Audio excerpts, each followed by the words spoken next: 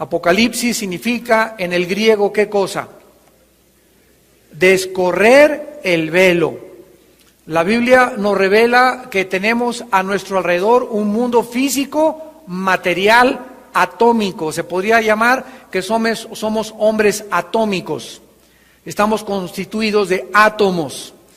Y todo, absolutamente lo que sucede a nuestro alrededor es percibido a nuestro ser, a nuestra humanidad, a través de lo que se llaman los 5 sentidos. Todo lo percibimos a través de los ojos físicos, de los oídos físicos, del olfato, del gusto y del tacto. Sin embargo, la Biblia nos enseña que fuera del mundo de los 5 sentidos, que filosóficamente se califica como el mundo empírico, o cuando tú oigas hablar de el empirismo, es la rama de la filosofía que trata acerca de los 5 sentidos. Por ejemplo, los ateos. Un ateo dice, yo no creo lo que no veo, lo que no oigo, lo que no puedo percibir con mis 5 sentidos. Se llaman ateos empíricos, porque ellos creen que solamente la realidad se puede palpar a través, repito, de la percepción de los 5 sentidos. La Biblia nos corre una cortina que trasciende el mundo físico espiritual que nos rodea de los 5 sentidos y nos revela que existe otro mundo que trasciende el mundo físico y se llama el mundo invisible y espiritual.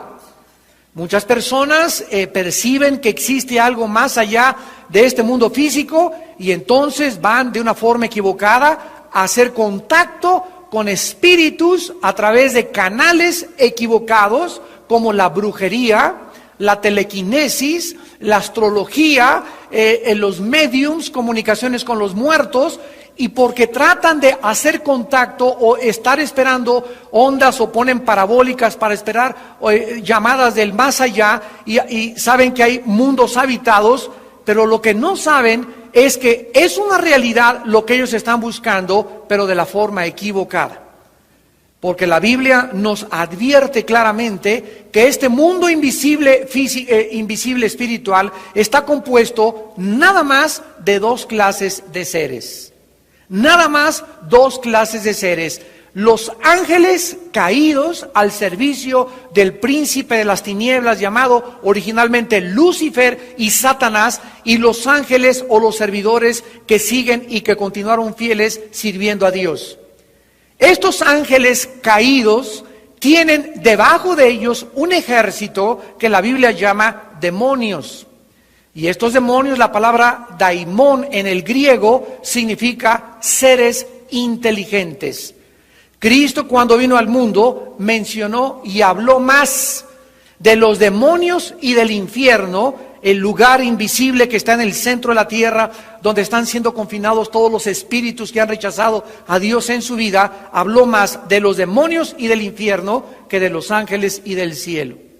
Porque Jesús bajó del mundo invisible espiritual a este mundo, se hizo físico a través del nacimiento de una virgen llamada Miriam o María, y caminó entre nosotros para revelarnos todos los misterios del mundo invisible espiritual, para corrernos el velo, para mostrarnos el apocalipsis del final de la historia de la humanidad.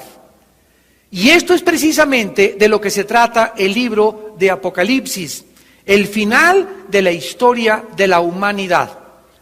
Cuando nosotros iniciamos la primera conferencia, esta es la segunda, la introducción, vimos en el versículo 1 que fue una revelación de Cristo, revelación que le dio el Padre. Y esta revelación no la tuvo Cristo cuando Él vino a morir en una cruz. Él vino limitado, Él hizo a un lado sus prerrogativas divinas, Él hizo a un lado sus prerrogativas de conocimiento. Él no le importó al ser igual a Dios como cosa que aferrarse, sino que se despojó desde que bajó al cielo, se despojó de sus derechos, de sus privilegios que tenía como Dios y se limitó a someterse al Padre. Todo esto es repaso de la primera clase. Pero cuando vivió aquí Cristo, murió en la cruz, fue enterrado y resucitado. Apocalipsis es la revelación no de Cristo cuando vivió en la tierra, sino después de que Él murió y resucitó y se fue a sentar arriba con el Padre, bajó aproximadamente 40 o 50 años después de su resurrección, porque fue escrito en el año 90-95 después de Cristo. Y cuando Cristo baja al mundo, pisa la isla de Patmos, donde se encontraba confinado el apóstol Juan, y donde Juan estaba preso, exiliado por el emperador romano Domiciano, por causa, dice el versículo 2, de la palabra de Dios y del testimonio de Jesucristo. Entonces Cristo se le aparece a Juan, pero ya en estado glorificado, ya en un estado resucitado, ya resplandeciendo de la gloria con la cual Dios le había recubierto, y entonces es la revelación que le entrega al apóstol Juan. A ver si podemos quitar el anuncio ya de la pantalla, por favor. Ténganlo un minuto y quítenlo, porque se nos mete a la televisión. Entonces es importante estos detalles para que podamos ir comprendiendo el libro de Apocalipsis. Ahora, dice el versículo 1 que esta revelación Dios se la dio para manifestar a quienes. Vamos por orden. La revelación del libro de Apocalipsis es una revelación solamente, no a los astrólogos, no a los médiums, no a los brujos, no a los ateos, no a los que no tienen a Cristo, sino que solamente los siervos de Dios lo pueden entender. ¿Quiénes son estos siervos de Dios? Son todas las personas creyentes que han seguido y servido y hecho y obedecido la voluntad de Dios. Veamos esto rápidamente en Mateo capítulo 7. Vamos a ver 3 pasajes. Esto es muy importante para que si tú te llamas cristiano y me estás escuchando en el radio, en la televisión o aquí personalmente o en un cassette, puedas a través de estos estudios desarrollar una hambre más grande por Dios. Porque si tú realmente te dices cristiano y a la luz de lo que vamos a leer no eres un siervo, entonces no esperes comprender menos el Apocalipsis. Hoy vamos a profundizar muchísimo, ni siquiera las partes más elementales de los evangelios. Y hay cristianos que no han crecido, no han desarrollado su hombre interior, su hombre espiritual, y llegan a la Biblia y ya no la entienden, ya les aburre, ya la leen 5 minutos, 10 minutos y la cierran. ¿Por qué? Porque no han podido encontrar y sacar las riquezas por falta de comprensión y de entendimiento espiritual, por su falta de desarrollo espiritual. Son niños y no se han convertido en siervos de Dios. En Mateo 7, versículo 21 al 23, dice Jesucristo: no todo el que me dice Señor, Señor. O sea, tú en esta mañana, en esta noche puedes decir: yo estoy calificado entre los siervos que reveló Dios Apocalipsis, porque soy cristiano, soy presbiteriano, soy bautista, pertenezco a Vida Nueva para el Mundo, me bautizaron, etcétera, etcétera. Jesús dice: no todos los que me dicen Señor, Señor entrará en el reino de los cielos. Inclusive hay personas que van a las iglesias y no van a entrar al cielo. No todos los que me dicen Señor van a entrar al cielo, sino el que hace. El que hace. Esta palabra en el griego significa el que practica. El que practica, el que lleva a la acción la voluntad de Dios y de mi Padre que está en los cielos. Tú oyes en un mensaje: Padre, por favor, eduquen a sus hijos en sabiduría, vivan con sus mujeres en sabiduría, como les dijimos en el seminario en Acapulco a los padres, a los esposos. Si tú no tratas a tu esposa de una forma adecuada, si tú maltratas a tu esposa mental, psicológica o físicamente, tus oraciones no tienen oídos en el cielo. Primera de Pedro 3:7.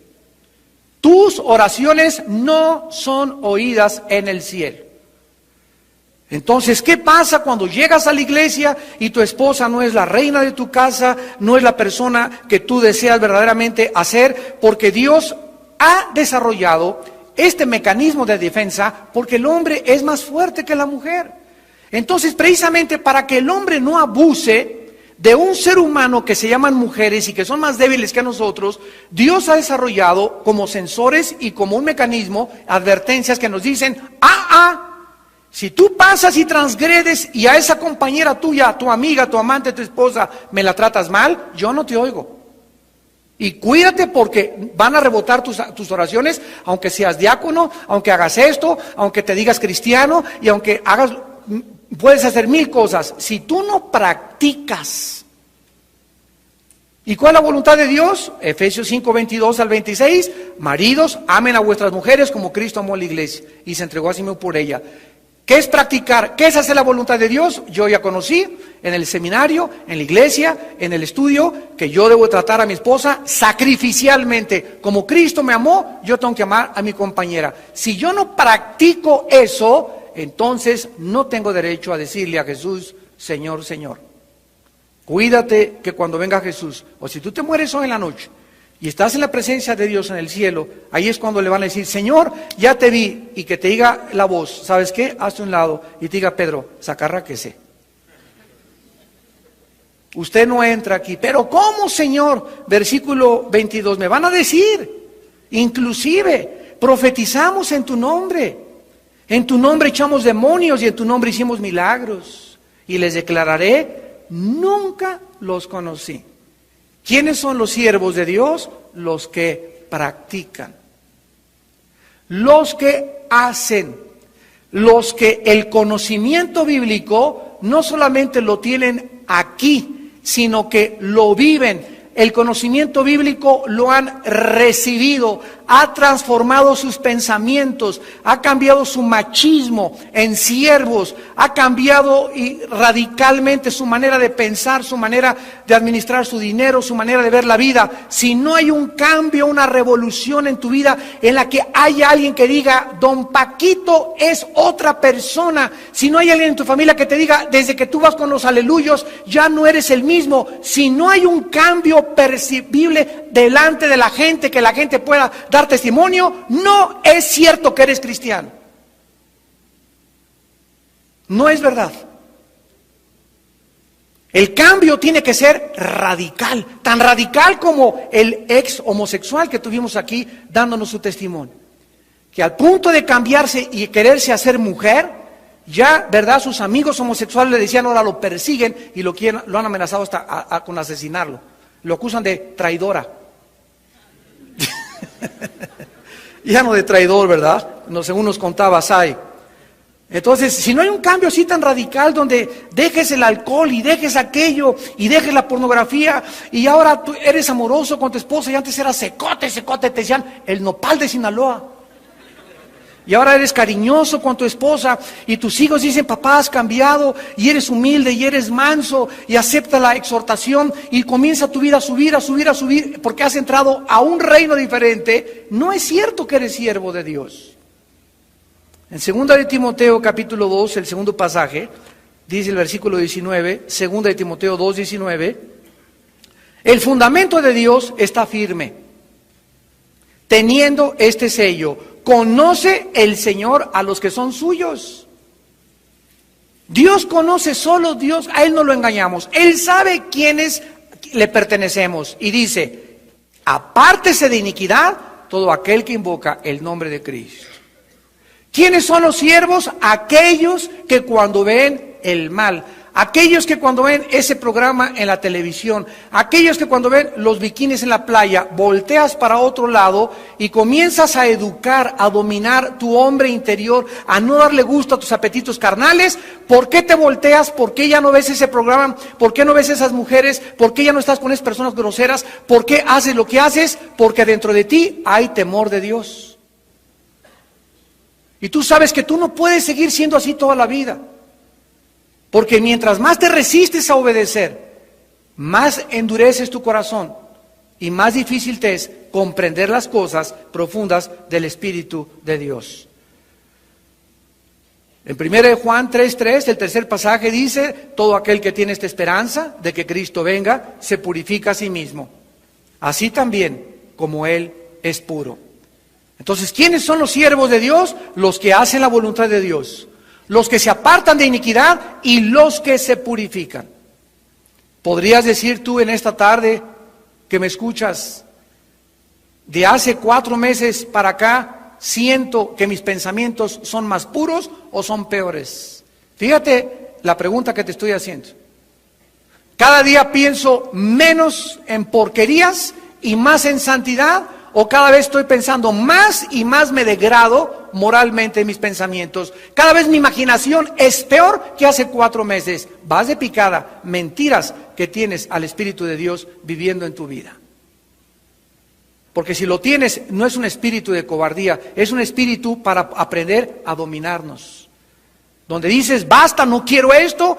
Si dices, cada día que pasa, ¿verdad? Engordo y engordo y engordo más. ¿Dónde está el espíritu de poder y dominio propio? Hay un momento en que dices, Dios mío, yo no puedo seguir así. Ya, mi panza es navideña ya. Entonces yo no puedo seguir así, yo tengo que hacer algo por mi vida, por mi salud, yo quiero vivir, quiero tener salud. Y dices, ya basta. Y comienzas a emprender un régimen que te va a costar trabajo, pero el Espíritu de Dios te va a ayudar. ¿Por qué? Porque eres siervo de Dios.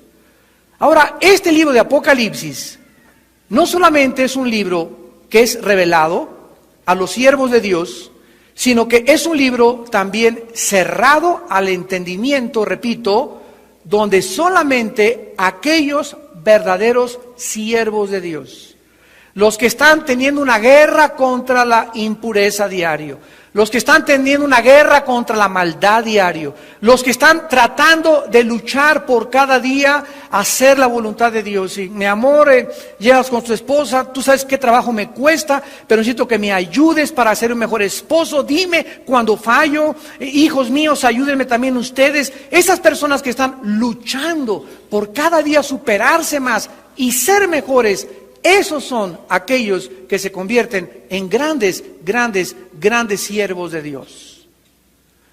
Ahora, en el mundo espiritual existen niveles de entendimiento. Síganme con mucho cuidado.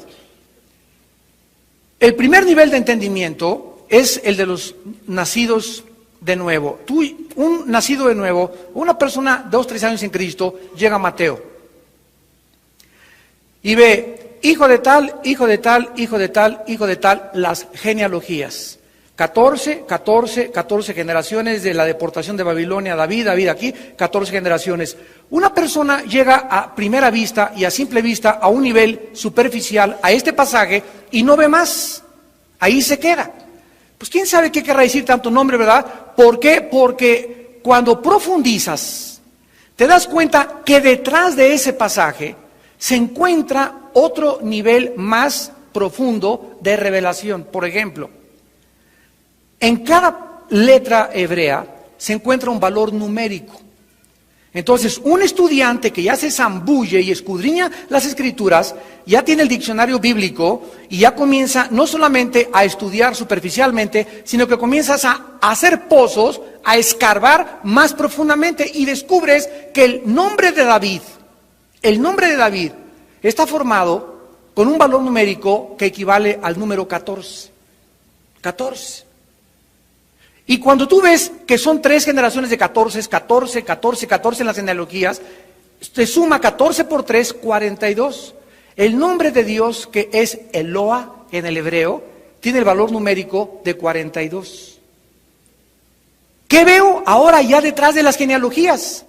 Que detrás de la promesa que Dios le hizo, según de Samuel 7, a David, que en su casa permanecería para siempre y levantaría el Mesías de él, detrás del nombre numérico en Abel, que es el 14, existen 3 14 que dan el 42, que nos dan el nombre de Eloa, que es Dios. O sea, detrás de las genealogías de Jesús se encuentra Dios. Esto a simple vista no lo puedes percibir. ¿Por qué? Porque está escondido a aquellos que quieren escudriñar la Biblia.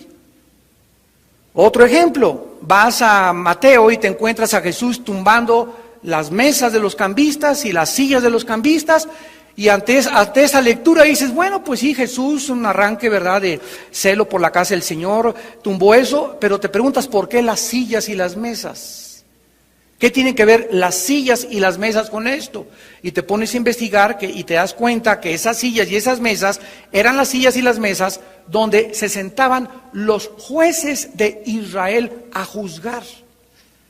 Y cuando Jesús no solamente tumba el dinero de fuera del templo, sino que tumba las sillas y tumba las mesas, les estaba mandando un mensaje codificado a los usurpadores de la justicia de Israel, diciéndoles, en el momento en que yo tumbo las sillas y tumbo las mesas, ¿qué mensaje les estoy dando? Ustedes no deberían sentarse ni juzgar en esas mesas. Ustedes son falsos líderes espirituales.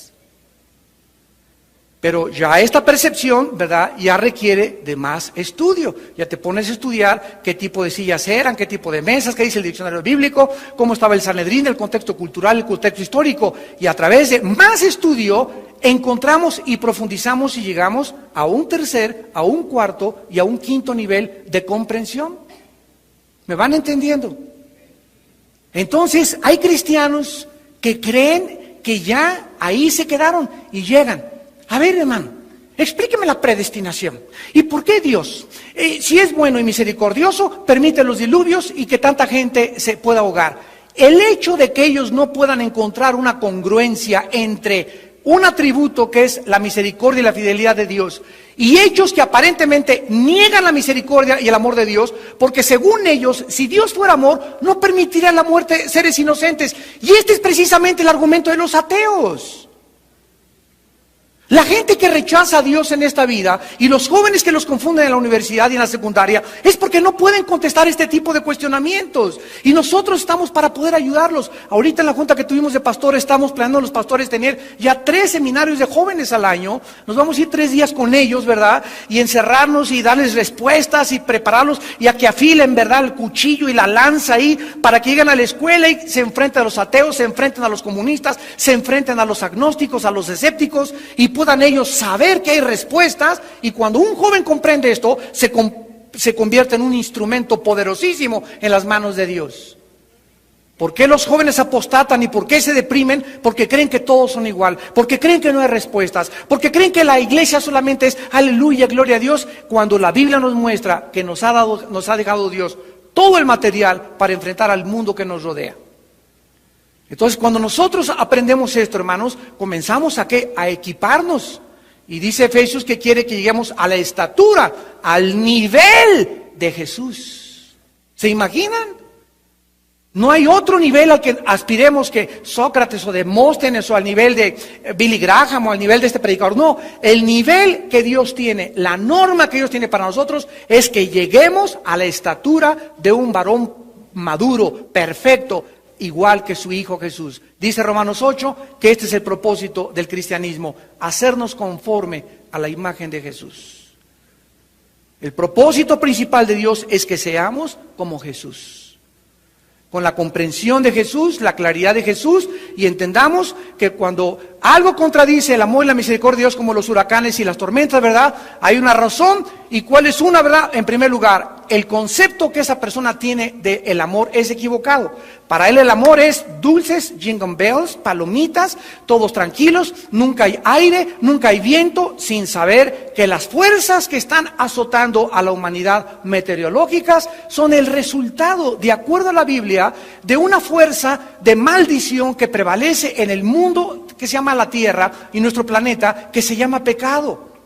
Y por eso los animales muerden, los alacranes tienen veneno, las víboras brincan y te muerden y envenenan, los carros matan, hay asesinos, madres solteras, sida, abortos, porque Dios ha dejado que la maldad corra en el momento en que nos dio la libertad de hacernos responsables como agentes morales para el día del juicio. Claro que Dios puede acabar con el diablo en cualquier momento, claro que Dios puede acabar con los huracanes, pero no es el propósito de Dios el intervenir, porque nos robaría y nos haría exentos de nuestra responsabilidad moral en el día del juicio. Entonces tú tal vez crees que es un desastre que llegue que se queden ahí y que sea una familia, el huracán, etcétera, etcétera. Pero sin embargo, la Biblia dice que el morir es ganancia para muchas personas. Dichosos los que mueren en el Señor, dichosos los que mueren niños en el Señor. ¿Por qué? Porque ya no se quedaron aquí a sufrir. ¿Para qué quieres que aquí se quede y mi hijo y que sufra como yo? Dichosos los que murieron jóvenes y se fueron al cielo jóvenes. ¿Por qué? Porque no sufrieron tanto como aquellos que llegamos a los 70, 80 años de edad. Entonces cambia tu perspectiva y te das cuenta que tú valoras los juicios desde tu mente limitada, de renacuajo que tenemos, de microbios que tenemos, comparados con la sabiduría de Dios. Y esto fue lo que hizo a Job poder soportar la vida. No entiendo lo que pasa, yo soy justo, yo era bueno, me quitaste mis hijos, me quitaste mi esposa, me quitaste eso, ¿qué pasa? Vienen los amigos, es que tienes un pecado escondido, tú tienes que confesarlo. Y Job, no es posible eso, aunque mi Redentor me purifique como el oro, yo me mantendré, y no perdió jamás la dignidad, y siguió Job confiando. No entiendo, no quiero entender porque no lo voy a entender, pero yo sigo caminando y no me suelto de la mano de Dios. Y llegó con esa confianza al final, y es el ejemplo que nos quiere dar la vida, que podemos caminar en la vida sin entender, no necesariamente, y sin embargo al final tener la recompensa por haber mantenido nuestra dignidad. Esa es la fe. El justo por la fe vivirá. ¿Y qué es la fe? Confiar en Dios en la oscuridad. Confiar en Dios cuando no entiendo lo que está pasando. Confiar en Dios cuando las circunstancias me son adversas. Seguir confiando en Dios aunque el mundo aparentemente esté en mi contra, como ya lo vimos en José y en grandes hombres de Dios. Esa es la fe. Confiar en Dios a pesar de lo que pase. ¿Por qué? Porque Él nos ha prometido: no te dejaré ni te desampararé. No temas, yo estoy contigo, yo te esfuerzo, pero no te me sueltes de la mano. Y cuando nos soltamos de la mano de Dios, ¿qué pasa? Nos lleva a la corriente, nos lleva el mundo, nos arrastran las tentaciones, nos arrastran las filosofías y nos perdemos. Y comenzamos ahí en el río, Dios no me funcionó, y amargados contra Dios, y esto no operó en mi vida, y Dios no me hizo este deseo que yo quería, y Dios me dejó solo. Y no es cierto, fuiste tú el que dejaste a Dios. Tú soltaste la mano de Dios. Dios jamás ha prometido que nos iba a soltar. Él nos promete estar con nosotros todos los días hasta el fin del mundo. Pero necesitamos entender eso. Veamos algunos pasajes. Daniel capítulo 12. Daniel 12. Dice en el versículo 9 y 10. Daniel 12, 9 y 10. Estamos leyendo un libro que fue escrito hace 2650 años. 2650 años. La profecía de Daniel, o las cosas de los gobiernos mundiales, ya lo vimos en la clase pasada también, en 1957, cuando se hizo el Tratado de Maastricht con la Unión Europea y se dieron los primeros pasos para la unificación de Europa.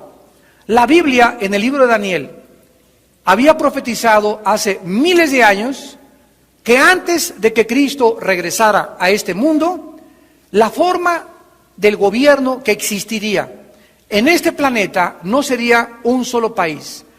Ahí descalificaba ya a Rusia, Estados Unidos, China, Inglaterra, Francia, la Alemania nazi, etcétera, etcétera. La Biblia profetiza que antes de que venga Cristo se conformará una unión de 10 países que surgirán de los países que formaron el antiguo Imperio Romano. Daniel 2, Daniel 7, Daniel 9, Daniel 11 y 12. De este grupo de países que formaron el Imperio Romano va a surgir el futuro dictador mundial, que se llama el Anticristo. Así que es increíble que en el 57 se comenzaron a dar los primeros pasos y ante nuestros ojos está surgiendo Europa. Estados Unidos comienza poco a poco a bajar, el dólar ya no es competencia ni paridad para las monedas internacionales, el euro comienza a surgir. Hace un momento vinieron 2 contadores a preguntarme de otra iglesia. Solamente le queremos hacer una pregunta, Pastor Alducin, díganos, ¿en qué invertimos? ¿En euros o en dólares? Les dije, en el reino de Dios.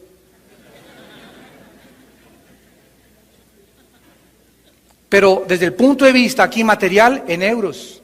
Ya el que invierte su dinero en dólares, ¿verdad? ya no es inversión. ¿Por qué? Porque de acuerdo a la Biblia, el euro, Europa, con los 350 millones casi de habitantes que forman el bloque comercial más fuerte que existe en el mundo, nadie va a poder competir con ellos. ¿Qué va a pasar ahorita? Una guerra en el Medio Oriente. Y después de esta guerra en el Medio Oriente va a haber un caos tremendo. Otra vez el petróleo, el flujo amenaza circular por Europa, Medio Oriente y el Occidente.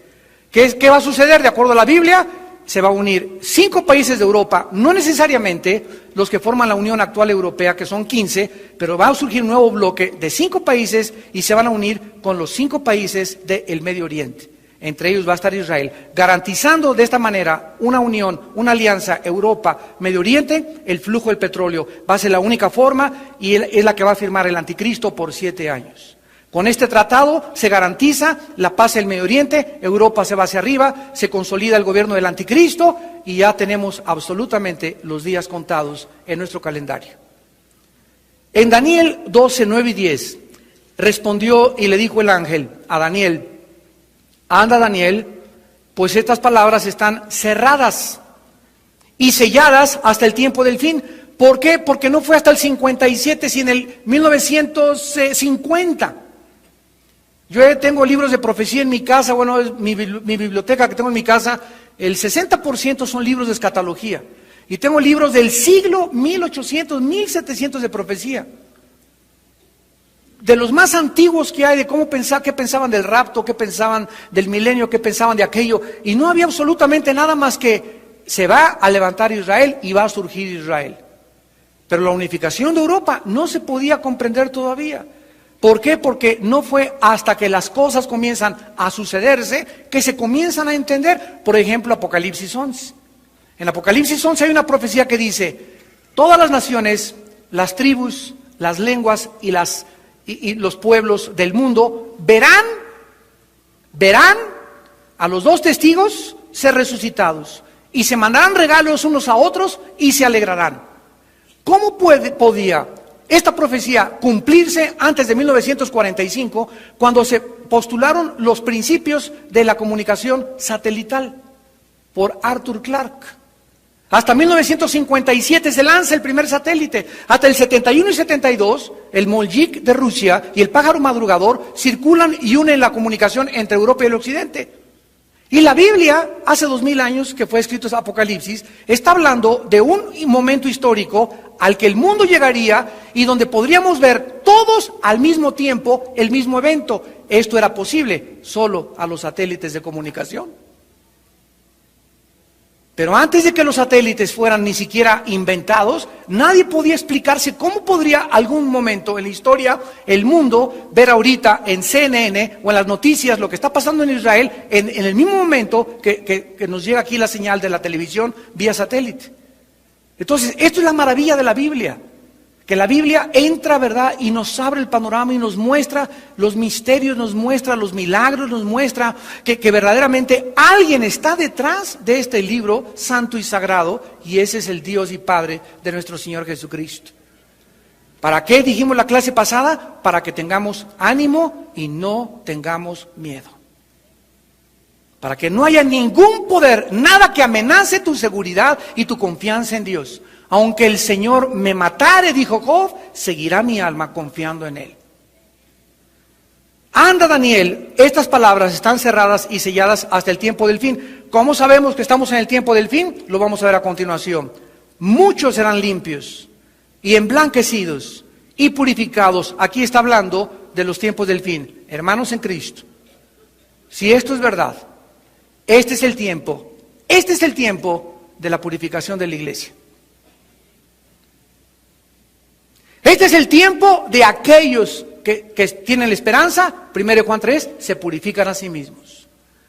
Este es el tiempo en que los santos serán más santos, los consagrados serán más consagrados, los carnales y los terrenales serán más carnales y más terrenales, y aquellos que sean injustos van a ser más injustos, y los que procedan impíamente procederán más impíamente, porque irán de mal en peor, engañando y siendo engañados. Entonces, una gran señal de que tú realmente te vas a ir con el grupo de los que nos vamos cuando venga Jesucristo, como dice Apocalipsis 3, por cuanto has guardado la palabra de mi paciencia, yo te libraré de la hora de la prueba que vendrá sobre el mundo. Apocalipsis 3:10. Si tú eres de ese grupo, te vas a ir en el rapto. Y el rapto, ¿verdad? Estamos esperándolo en cualquier momento. Pero si tú no perteneces a este grupo de los que se están emblanqueciendo, purificando, dice la Biblia, entonces, ¿verdad? No lo podrás ir. Pero fíjense lo que dice el versículo 10. Y ninguno de los impíos entenderá. Pero, ¿quiénes? ¿Quiénes? Los entendidos comprenderán todo, absolutamente. Veamos otro pasaje en el Salmo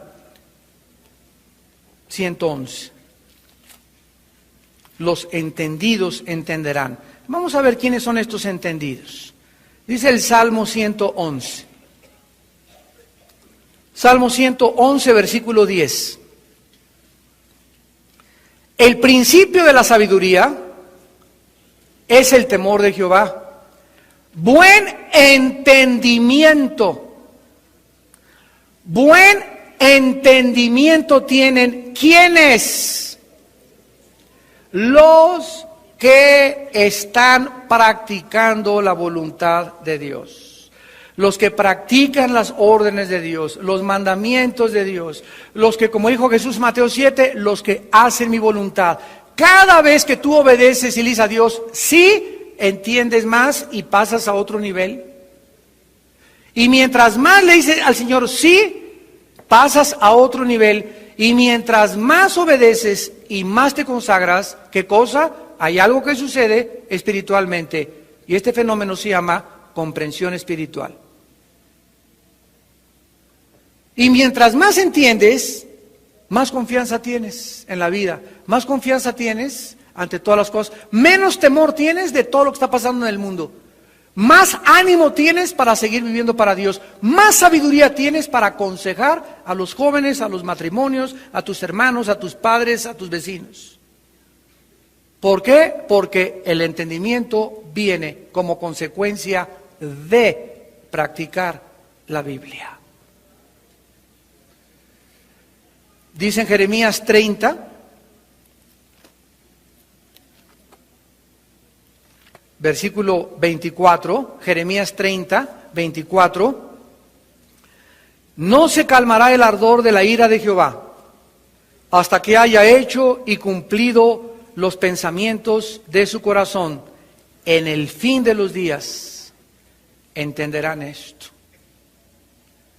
¿Qué es lo que la iglesia ahorita debe entender? El juicio viene. El juicio viene, el juicio viene, la inmoralidad aumentará, el pecado aumentará, las guerras aumentarán, la violencia aumentarán, los padres se volverán contra los hijos se volverán contra los padres, los gobiernos cada vez serán más corruptos, más ladrones, más viciados. Dios no nos mandó a este mundo a acabar con la maldad, Dios nos mandó a impedir que la maldad crezca como podría crecer si no estuviera la iglesia presente en este mundo. Pero la Biblia nos muestra que se van a desbordar finalmente, se van a quitar todas las barreras restrictivas de los poderes del mal. Al momento que en Apocalipsis 9 se va a abrir el infierno para que suban los demonios del abismo y comiencen a poseer a los seres humanos y a pervertir la genética humana. Y dice en Joel capítulo 1 que es como un ejército que se meterán a las casas, la gente pedirá morir, no va a poder, la gente desfallecerá, Lucas 21, del temor de las cosas expectantes que sucederán en el mundo y todo lo que pasará. Y todo este es el panorama apocalíptico, por eso se le llama apocalíptico. Pero este panorama nos lo da Dios a nosotros, nos corre las cortinas y nos lo revela para que nosotros no tengamos miedo. Porque nosotros no participaremos de estos juicios ni de la ira de Dios. Si es que eres un siervo de Dios. Y si es que le has entregado tu vida a Dios y estás sirviendo y practicando los mandamientos de Dios. Ahora regresamos a Apocalipsis. Y dice finalmente que estas cosas que Dios le da a Jesucristo son para que nosotros las podamos recibir, porque todo va a suceder pronto. Y la declaró por medio de su ángel a su siervo Juan, que ha dado testimonio de la palabra de Dios, del testimonio de Jesucristo y de las cosas que ha visto. Dios buscó a un hombre. Este hombre era el apóstol Juan. Dios buscó una mujer para que su hijo naciera. Esta mujer fue Miriam, la Virgen María. Dios buscó a un hombre que tuviera un corazón como el de él, aunque débil y frágil. Este hombre fue David. Dios preparó un hombre 80 años llamado Moisés para una misión que le tenía destinada. Dios preparó un hombre, a José, que pudiera responder y confiar en él, aunque lo encarcelaran, aunque lo vituperaran, aunque lo calumniaran, y no se amargara, para poder ser el instrumento y meter a las 12 tribus de Israel a Egipto y cumplir la profecía en Daniel 2, a Génesis 2 y Génesis 15 y Génesis 17, de que el pueblo de Israel entraría a Egipto y sufriría 400 años en esclavitud. Dios está buscando hombres. Dios está buscando un hombre en una familia para salvar a la familia Pérez, a la familia Ramírez, a la familia González. Y ese hombre tienes que ser tú. Esa mujer tienes que ser tú. Si es que en esta noche tus sentidos espirituales están abiertos y tú le estás diciendo a Dios: heme aquí, Señor, yo soy esa persona, envíame a mí. Dios nos da el privilegio de que nosotros decidamos y de que escojamos la forma como lo queremos servir y la forma poderosa como podemos ser usados en sus manos. Pero es una decisión que Dios no va a forzar en ninguno de nosotros. Dios te habla a ti en esta noche y tú te endureces y no respondes y sigues igual y sigues igual. Dios te deja. Ya no se mete contigo Dios. Y comienzas sin que te des cuenta a vivir autoengañado y vienes a la iglesia y te bautizas y haces esto. Cuando venga Cristo le dirás: Señor, y te vas a llevar el susto de tu vida. Te va a contestar: tú nunca fuiste mi siervo, nunca te conocí, nunca me obedeciste. Pero Dios nos da en esta noche la oportunidad de oírlo, de oír la voz del Espíritu, para que no endurezcamos nuestro corazón. Dice la Biblia en Segunda de Crónicas, capítulo 16, versículo 9, estableciendo este principio espiritual. Segunda de Crónicas 16, 9. Es precioso este versículo. Los ojos de Jehová contemplan toda la tierra, y Él lo sigue haciendo. ¿Para qué cosa? Para mostrar su poder a favor de los que tienen corazón perfecto para con Él. Escucha qué cosa más maravillosa. Aquí la palabra poder, en el hebreo, es la palabra chazak. C-H-A-Z-A-Q. Chazak. Y esta palabra poder, que se tradujo poder, significa, escucha, esforzar, fortalecer, infundir, vigor, fuerza, ánimo. Fíjate cómo ya trascendimos la mera lectura superficial de un texto. Vamos a ver ahora con más conocimiento. Los ojos de Jehová contemplan la tierra para poder esforzar, vigorizar, animar, fortalecer, infundir ánimo. O sea que Dios todos los días está buscando personas así que estén literalmente en la mañana: oh Dios, oh Padre Santo, ya no aguanto con tantos problemas, Padre. Mi esposa, mi esposo, oh Dios, mi hijo, Señor, mira cómo peca mi hijo. Oh Dios, mira cuánta inmoral, cuánto pecado, cuántas cosas están sucediendo. Entonces Dios está buscando ese tipo de personas que estén clamando, que estén buscando con el propósito de que Él te infunda valor, te fortalezca, te vigorice, y después de pasar un tiempo a solas con Él, en la mañana te levantes hoy y todos los días fortalecido, vigorizado, con mucha confianza, con mucho valor. ¿Por qué? Porque en la mañana recibiste del cielo esa energía que solamente puede venir a través de nuestra comunión con Él, en las mañanas, en la madrugada, antes de hacer cualquier cosa en el día. Todos los hombres de Dios, comenzando con Cristo, Marcos 1:35, antes de que naciera el sol, buscaban a su Padre de rodillas en un lugar apartado, orando. Dios está buscando mostrar su poder. Ahora fíjate lo que dice: ¿para quiénes? A los que tienen corazón perfecto con Él. La palabra perfecto es la palabra hebrea shealam. De ahí viene la palabra shalom, que significa maduro, completo, cabal. ¿Qué está haciendo Dios de acuerdo a la Biblia y al retrato que nos pinta el Espíritu Santo? Está buscando seres humanos todos los días, Ustedes saben que los ángeles no duermen, ¿verdad? Los únicos que dormimos somos nosotros. Los ángeles no duermen, Dios no duerme, porque el tiempo y el espacio tierra es diferente al tiempo y espacio que pasa en el mundo espiritual, es totalmente diferente. Y Dios hasta en los sueños está viendo tus reacciones de tu mente inconsciente, cómo acepta tu mente consciente, y está buscando personas, ¿qué cosa? Maduras. Cristianos que están no leyendo la Biblia y ya tienen 5 años leyendo en el nivel número 1 y nivel de 2, siguen en primaria, tienen 10 años y no han podido pasar ni a secundaria. Otros no han podido pasar ni a la prepa, se quedaron en la secundaria y creyeron que secundaria es todo. Otros en la prepa ahí están y se quedan con la misma leche, la misma leche, la misma leche y no brincan a la universidad de Dios.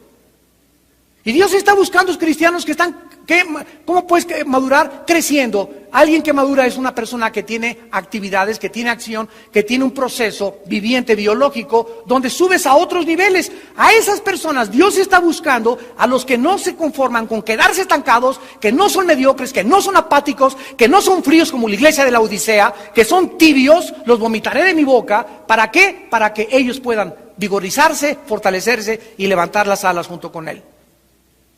Y llevarnos a otros planos de victoria. Isaías 40, los que esperan en Jehová tendrán fuerzas como las águilas. Correrán y no se cansarán, caminarán y no se fatigarán.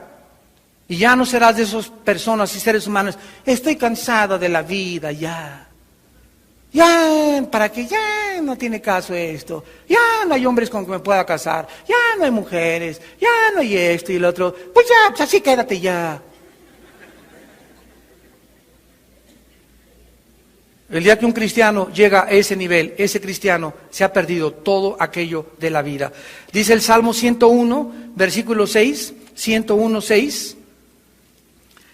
Mis ojos pondré en los fieles de la tierra para que estén conmigo. El que ande en el camino de la perfección, este me servirá. En el que ande en el camino de la madurez, este me servirá. Tienes 2 hijos y tienes una casa grandísima. Yo este ejemplo lo acabo de ver en la televisión. Hay un cristiano que tiene una industria increíble de televisión en el mundo. Y tiene un problema gravísimo este hombre, este empresario cristiano, que el hijo que tiene no es lo suficientemente maduro para que cuando él muera le deje todo el negocio de la televisión en sus manos. Y estaba entrevistando el otro día a un hombre que es el hijo del más grande evangelista del siglo pasado, Billy Graham. Estaba entrevistando a su hijo Franklin, que es amigo personal de nosotros, de Alan, mi hijo principalmente, y le dice este entrevistador a Franklin, oye Franklin, ¿qué edad tienes? Le dice 51 años. Y mi papá me acaba de nombrar presidente de la asociación Billy Graham. Y este hombre, impresionado, le dice, qué increíble que tu padre haya podido encontrar a ti ya todo para dejarte todo en tus manos y morir tranquilo. Yo no tengo esa paz todavía en mi vida. Y qué triste es, ¿verdad?, que tú puedas en la vida llegar a algo y decir, mis hijos ninguno ha madurado lo suficiente para dejarles mi compañía, por ejemplo. ¿Por qué? Porque buscamos que el muchacho sea honesto, íntegro, responsable, estable emocionalmente con su familia, con su esposa, etcétera, etcétera, para que tú puedas confiarle las cosas que Dios te ha dado. Pues lo mismo es Dios con nosotros. Dios está buscando hijos aquí abajo en la tierra, maduros, estables emocionalmente, que tengan una buena familia, que los eduquen, que sean íntegros en sus finanzas, que sean transparentes, que sean amorosos, que sean misericordiosos. ¿Para qué? Para mostrar su poder a través de ellos y para que puedan ser usados al servicio de Dios. El que ande en el camino de la madurez, este me servirá. Y finalmente leemos en 2 de Timoteo capítulo 2, en el Nuevo Testamento, el mismo principio con otras palabras. 2 de Timoteo 2, 20 y 21. 2 de Timoteo 2, 20 y 21. En una casa grande, no solamente hay utensilios de oro y de plata, sino también de madera y de barro. Unos son para usos honrosos, otros para usos viles. Así que, si alguno se limpia de estas cosas, será instrumento para honra, santificado, útil al Señor y dispuesto para toda buena obra. ¿Qué ejemplo nos da el apóstol Pablo? Cuando llegas a tu casa, llegan las visitas, en tu fregadero hay vasos sucios y platos sucios que no lavaron. Y tienes visitas, ¿con qué platos y con qué vasos les vas a servir a las visitas? ¿Se atrevería alguien a sacar un vaso sucio y ahí con la mitad de mole embarrado y servirle a tu invitado? No, ¿verdad? Sino que tienes los que ya se lavaron con jabón en la vitrina y esos están para ser usados para usos honrosos. Los que están en el fregadero no pueden ser usados hasta que no se laven, porque nadie usa nada sucio para bendición de los demás. Lo mismo es Dios. Dios tiene cristianos que están en el fregadero. Y hay muchos de ustedes que ya tienen ahí meses en el fregadero. Y no quieren que se les pase la estopa, ni que les pase el jabón. Ahí te queda sin ser usado. Son cristianos que se llaman en la banca. Están en la banca. Pero están sucios. Y cuando Dios quiere hacer algo, cuando Dios quiere ganar una familia, hablarle a un vecino, busca personas, pero esas personas tienen que estar lavados, limpios. Y miren lo que dice aquí: si alguno se limpia, será instrumento para honra. Dios nos da a nosotros la oportunidad de que nosotros tomemos el jabón y el cloro y nos limpiemos. Y sabemos que el cloro es la sangre de Jesús, que nos lava y nos limpia de toda maldad. Que hoy en la tarde tuviste un mal pensamiento, en Acapulco tuviste malos pensamientos, le fallaste a tu esposa, le fallaste a antier. Tenemos todos los días la oportunidad, antes de acostarnos, arreglar la situación con mi esposa, arreglarlo con los hijos. Ponte de rodillas antes de dormirte: Padre Santo, ¿qué actitudes tuve ahora en mi trabajo, con mis empleados? ¿Qué miré? ¿Qué pensé? Examinémonos, dice 1 Corintios y 2 Corintios 3. Examinémonos y conozcámonos. Padre, hice esto, hice aquello. Límpiate. Padre, perdóname. Y la sangre de tu Hijo me limpie. Y ya te acuestas en paz, con la conciencia tranquila. Y si viene Dios en la noche, Dios no lo quiera, ¿verdad?, te agarre sucio, ¿qué va a suceder? Vas a perder recompensas. La salvación no la vas a perder, porque la salvación no se puede perder, pero perderemos la posición de autoridad y las recompensas en la otra vida para servir a Dios. Y termina Juan en Apocalipsis 1: dichosos los que leen y los que oyen las palabras de esta profecía. Y aquí está otra vez: y guardan, atesoran las cosas en ahí escritas, porque el tiempo está cerca. La palabra bienaventurado es la palabra griega Macario con K. Significa bendito, feliz, dichoso.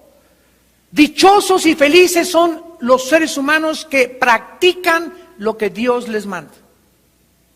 No hay gente más feliz, más gozosa en este mundo que los seres humanos que viven y practican lo que saben que tienen que vivir diariamente.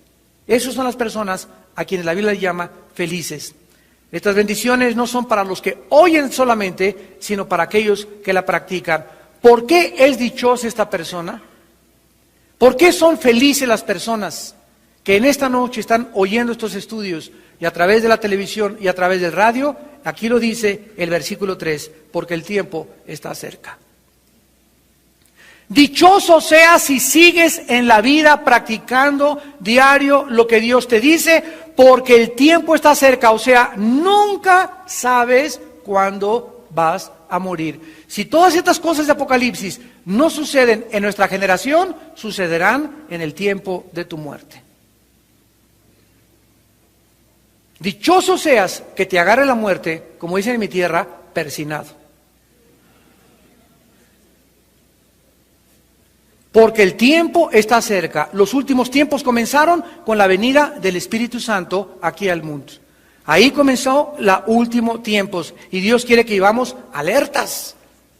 Porque todas las cosas van a acabar pronto. Así como cayeron las torres, va a caer la Estatua de la Libertad y las compañías de seguros y Wall Street y los puentes que hemos hecho y la arquitectura y las obras de arte y las estatuas y todo el glamour y toda la vanidad y toda la superficialidad que el mundo levantó será, dice 2 de Pedro 3, los elementos ardiendo serán quemados y todas las obras de la tierra serán totalmente achichanadas y no quedará nada. Lo único que quedará de este mundo serán las almas de los seres humanos, unas para enfrentarse con Dios y otras para perderse eternamente en el infierno. ¿En qué grado y en qué lado te encuentras tú? ¿En aquellos dichosos y felices o en aquellos que si en esta noche te sorprende la muerte y no estás preparado, jamás tendrás otra oportunidad de arrepentirte? Oremos.